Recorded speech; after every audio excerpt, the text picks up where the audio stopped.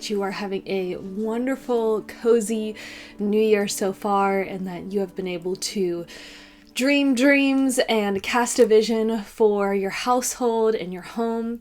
I have had a really good New Year so far. This is my first Homemakers Chats video of the year. One of my visions for this year, especially with YouTube, is to be more consistent with doing these Homemaker Chats videos, just to sit down and talk with you about things that I'm doing with the work of my hands. And it's always fun to hear from you guys, your tips and just all of your inspiration, what you're doing. It's been a lot of fun to interact with you on this area of the homemaking. So these will probably be a little bit longer winded, but something that I'm going to do, which I don't think we've ever done before, is I'm going to divide the video up into chapters. So I will have done that. You'll see below in the description box, everything is divided up for you. So if something sparks your fancy more than others, you don't have to sit and listen through the whole thing if you don't want to. But if you do, that's great too. Also, we do have a podcast that we upload everything to. So this will also be available on podcast if you'd rather listen to it rather than watch it. I will be showing you some things, but I feel like they're things you could probably imagine, or if you're listening to it and you want to come back and look at it, you can. But every video that Scott and I have done where we're chatting, it is all up on our podcast, which is on all podcast hosting platforms. So that is available. I will link those below for you as well. And before we begin, I just want to give a word for you. So that is something I also want to be consistent with, is just getting in the word for these homemaking chats, because the word is a light unto our feet and a lamp unto our path. And I've been really convicted this year about that word specifically. Like, God's word is a lamp unto our feet. And so if I'm not getting into this, then I could be walking in darkness. And we so often strive to hear God's voice in every area of our life, and we have the Word of God straight in front of us. So I'm going to read Titus 2, starting at verse 3. Older women likewise are to be reverent in behavior, not slanderers or slaves to much wine.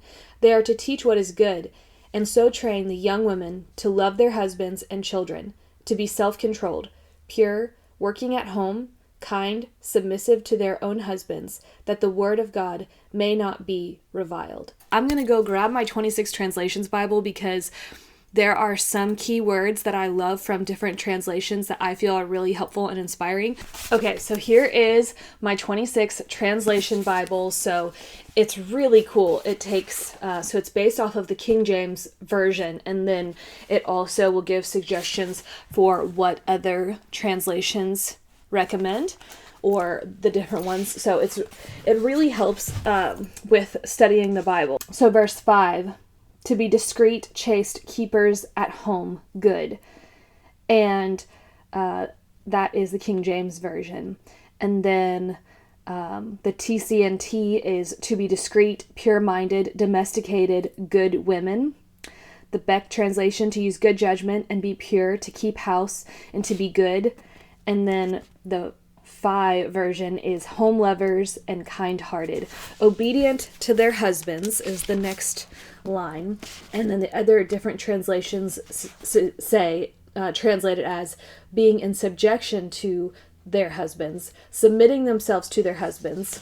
And then this is my favorite, and willing to adapt themselves to their husbands, which I feel like is the best word for submission, is being willing to adapt yourself to your husband. So I hope that that is encouraging for you today. I also want to share with you a planner that my friend Becky, who I met when Scott and I went and visited our friends Jordan and Jared and Riley and Margot in Illinois. Jared is a pastor of the church in Carbondale, and Jordan, his wife, has the Fruitful and Fearless podcast for women, and Becky was recently on her podcast, and she shared about her planner that she created, and it is for the woman of the home. I bought it, so she gives you two options. You can either do a PDF download, or you can buy the physical copy and get it mailed to you.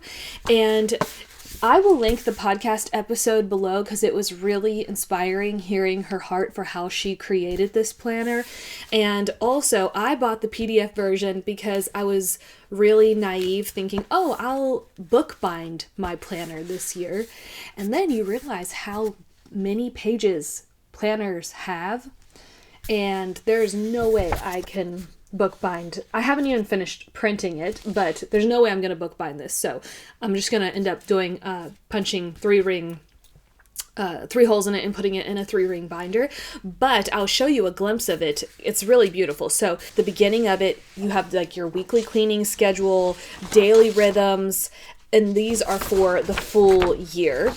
And then you have your month layout, and I printed mine on my paper, my nice paper that I use for bookbinding. And you have notes, projects, and then for each week you have a weekly planner. So your organizational focus, prayer list, brain dump, things just to get on the paper. Then she provides a meal list so you can do all your meals, and then a recipe location, which is genius because when you are making your meal preps for the week, I don't know how many times it's like, oh, it's in this recipe book or on this website or Pinterest or whatever. And then she goes into the daily planner, and there's scripture throughout it, and it is really, really well done. I'm very excited about it. So I will link the podcast, and I'll also link where you can buy this planner if it is something that you're interested in. It is supporting someone who is a stay-at-home mom of 2 children and loves the Lord, and Becky is very inspiring. She is also on Instagram. Her Instagram page is called Keeping Home. So I wanted to share that with you in case you are looking for a planner for your new year. Also, I've been doing a deep dive into my Ancestry.com profile. Scott's mom bought us a kit to do the Ancestry DNA test right when we got married. And I know some people are like all weird about that with the 23andMe thing. I do have a little bit more trust in Ancestry.com. I'm not sure if I should, but also at the end of the day, I think it's really fascinating. It's been really fun to see. And she bought it for us in 2017. And so, sometimes we get moments of inspiration where we get really excited about looking into it. And that has been recently, we've been looking into it, and you can see the census. So, I think it was some census in the 1930s, but when you click on it, you can see that the people wrote it in their fountain tip pens, and for the women, their jobs, they always put keeping home, or keeper of the home, or keeper of house.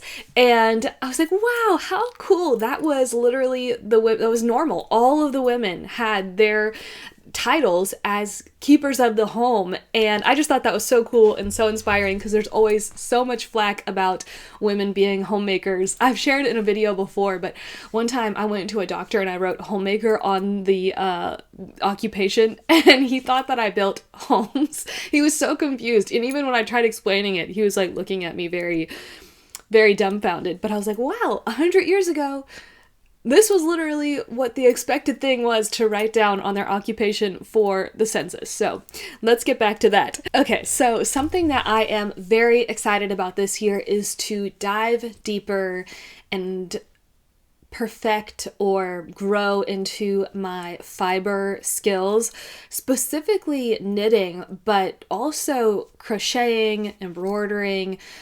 And even I've been watching YouTube videos of people spinning their own wool and making, I forget what it's called, where it's like wool felted animals. I've seen videos where people make these cute little felted owls, but it's really inspired me to really grow these skills. And I feel like I've just had this hunger to learn this within the past year and a half, and it really started. So my mom crochets. She's crocheted my whole life, and she tried teaching me when I was in high school, and I just had no interest in it at all. And then she's always said, if you want to learn, I'll teach you. And I just have never learned. And then last year, Scott and I went to Illinois. We were there for a month. We went to help our friends, Riley and Margot. They were renovating a house. So Scott was helping Riley. I then was with Margot, and Margot was like, do you want me to teach you how to knit? And I was like, sure, like, why not? And she did. So she said, pick something that you want to learn to knit, and I'll teach you by actually doing a project, because then you'll be inspired to keep doing it. So she said something that's very simple is like a winter knitted headband.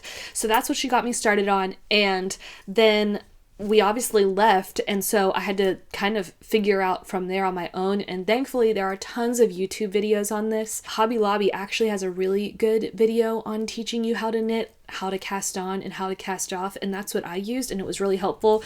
I think because they showed me in the same way that Margot was showing me, so that was very familiar for me, because I didn't realize there's like 1,000 different ways to cast on and cast off. So that was helpful. And then if you watched my homemaking chats videos from the summer, I started doing dish towels, and then come the fall, I wanted to make something for my nephew for Christmas. So I was looking at videos on YouTube, and there is a lady, and she has a YouTube channel called Crafty Patty, and she gives you a free in-depth tutorial of how to knit the most adorable bear.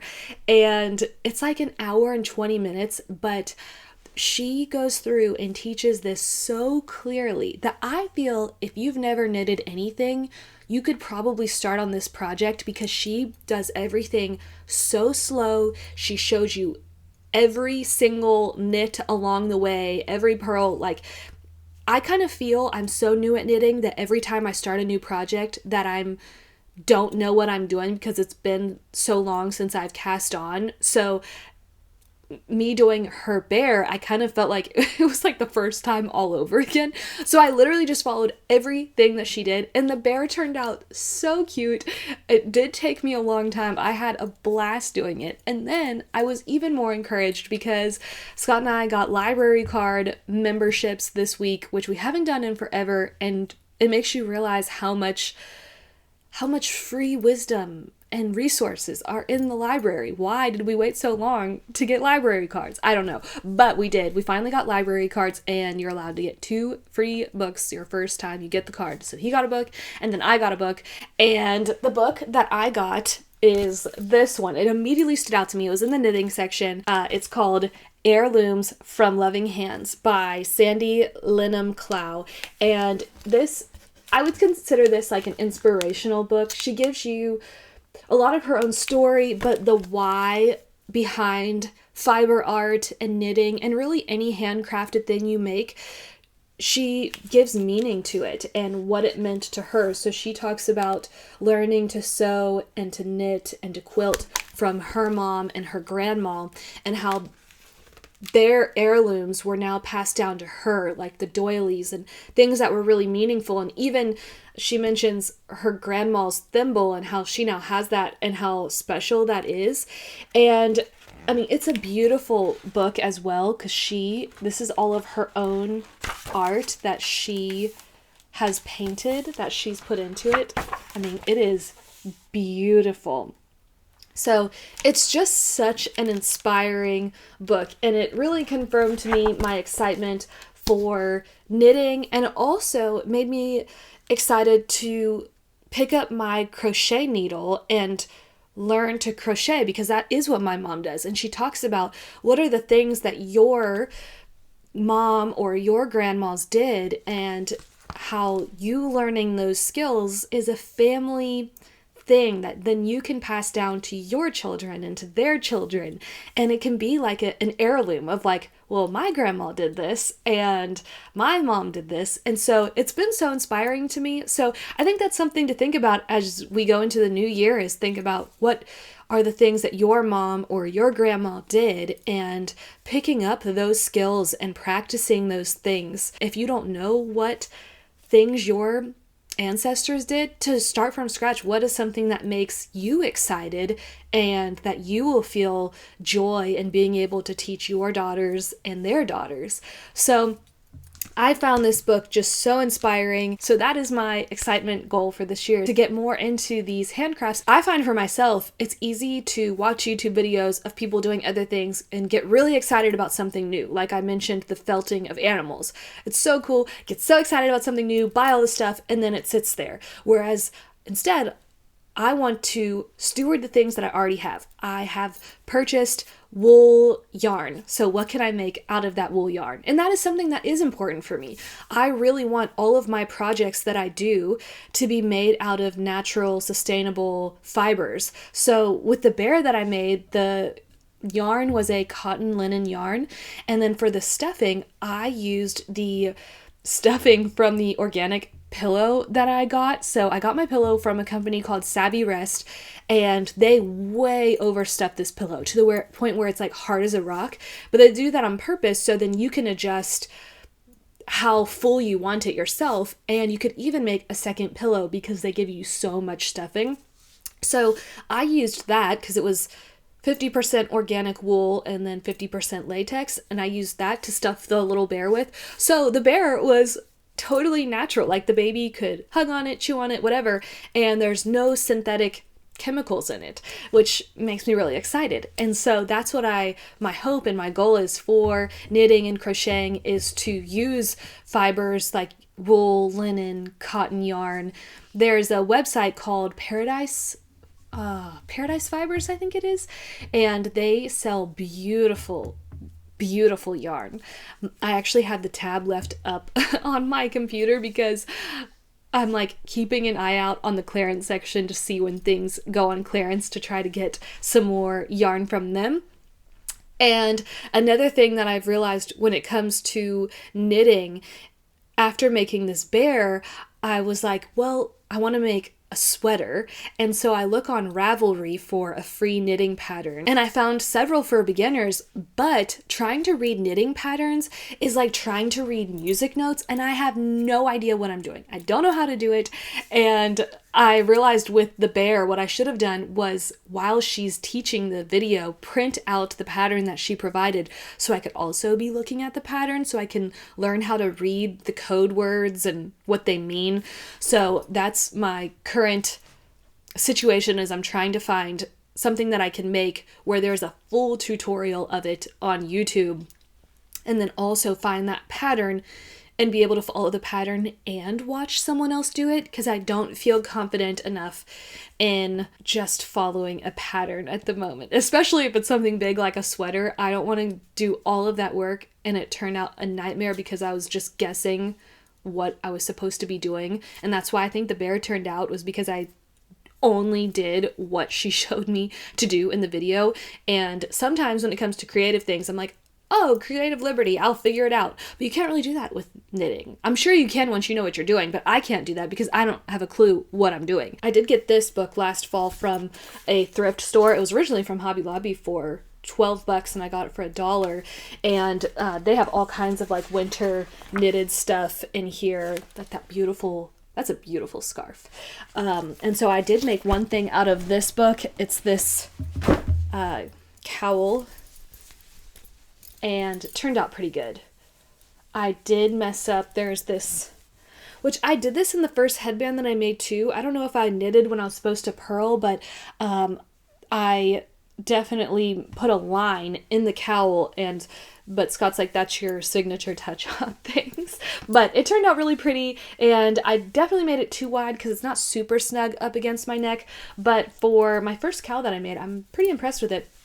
So that's that. And then I also want to share with you that if you want to get into these type of things, I highly recommend thrift stores for finding your supplies, and also online auctions. I've talked about online auctions quite a bit, but I've gotten a lot of threads and like bulk thread and fabrics from online auctions, and they tend to go for pretty cheap. I don't know if people just don't want those things, but I've gotten so much different color thread for sewing from auctions. So if you want to do that, there's a website called HiBid, and each state, I think every state, You might have to look into that, but you put in your state name and then put HIBID, and then it should show up. You have to create an account, which will be free, and then you can put in your zip code and what radius you're willing to travel, and it'll show all of the online auctions near you. So that is a great way to get things like needles or yarn or fabric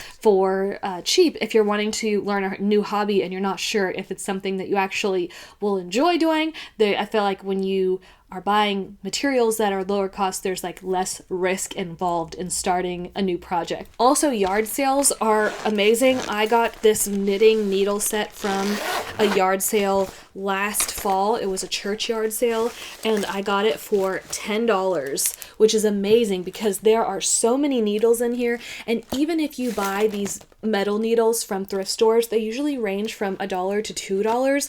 And so I more than made up for this in paying for this for $10, and it's so pretty and it's so quaint, and there was all kinds of other little embroidery needles in this pocket, little foldable scissors, and these are the needles that I used to make the bear, the little thin needles.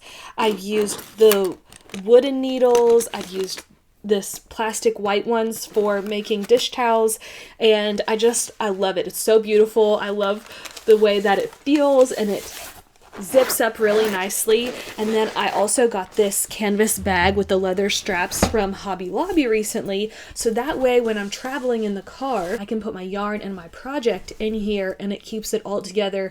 I've realized with baskets, yarn seems to get like snagged with the wood on the baskets, so when I saw this, I was like, oh, I like this. It was not very expensive, and my plan is to embroider something on it. I'm thinking a scripture or something on it. I haven't fully decided, but that's my travel bag for my projects, which I don't have a new project yet because I still need to find one. If you have any suggestions with tutorials for any knitting or crocheting projects, send them my way. I think this stuff is so fun, and I have such an excitement to learn it, and it's one of my favorite things to do in the evening as I'm slowing down, is to just sit and knit a project. And since we got library card memberships, there's that Libby app to where you can listen to audiobooks for free. I mean, the audiobook, you have to make sure that they're not reserved, which most of the audiobooks that I've looked up have been, but I did find one audiobook that is I'll go into this on a whole nother thing because it's a whole nother tangent, but I've been listening to this audiobook on the royal family and I am so captivated. It is so interesting to me, but that can be for a whole nother podcast sometime. So something else that's been fun that I did the other day was I finally made candles. So a few years ago, again, at an in-person auction, I bought these little vases. So I have round ones and square ones, and I bought them thinking they would be the perfect candle holder, and I got them for super cheap, and my plan was to make candles out of them. I had all of the stuff to make it. Back when I quit my job in 2018, I decided that I was going to make candle stuff, so I bought a whole bunch of stuff then. I bought wick and the little container you use to melt the wax in, and the stickers for the bottom, and then the metal piece that you stick the wax in that you then stick to the bottom. So I bought all of those things, and I did make candles in 2018, and then I just kind of stopped. And then when I found these, this was before we had bees, I bought candle wax from Frontier Co-op, and I bought the white kind, which now looking back, I'm like, why did I think buying the white kind was better than buying the yellow kind? The only thing I could think is that it must have been on clearance or on sale. But that's what I bought. So this is the white beeswax, which they have cleaned the beeswax so much that when it burns, it doesn't even smell like beeswax anymore, to where I did have yellow beeswax on hand too when I made these candles, that I was like, okay, I am going to try and see what the smell difference is between the white beeswax and the yellow beeswax, and it is a huge difference. This smells amazing, and these really smell like nothing. So this is not from our bees. I am saving our beeswax for when making salves and beauty care stuff. Our wax, I know, is so pure and organic that I don't want to say waste, but I don't want to use it to make candles that I'm just going to burn. I'd rather use it for my face or for lotion or for chapstick, something that's going to go on my body, and just use purchased yellow wax to make candles, which was this. It's one of those blocks of wax that I used to make this one. So I made a bunch of these the other day, and my motivation for finally getting to making these, I wanted to figure out how to burn resin, which there's a little bit of a backstory behind this. So about a month ago, Scott and I were driving around an area that we hadn't been before, and I just put in my maps like boutiques or local shops or something, and an herb shop showed up that was like part of a greenhouse. And then I got on their website real quick, and it showed that they were open, and they only had like 2 more days they were going to be open before they were closed for the rest of winter.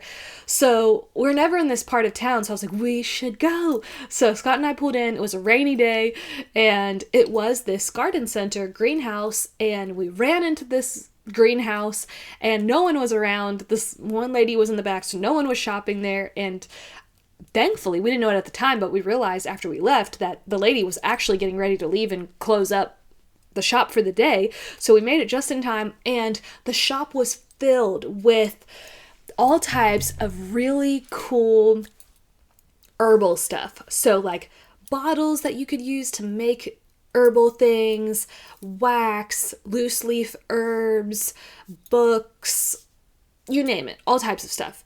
And then they also had a section where they sold resin. So this is myrrh, and this was $4.75 for this little baggie. This is what it looks like. And it got me curious when I saw that they were selling the resin, because a few years ago, my mother-in-law went to Iran and she got me this frankincense resin.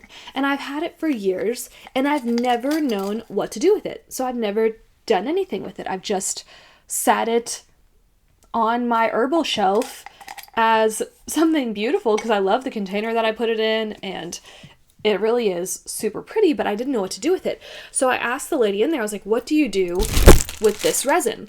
And she had some charcoal, well, they didn't have any, but she had a section where they should be. They were all sold out of these charcoal discs. And she said, you sit the resin on the charcoal disc, you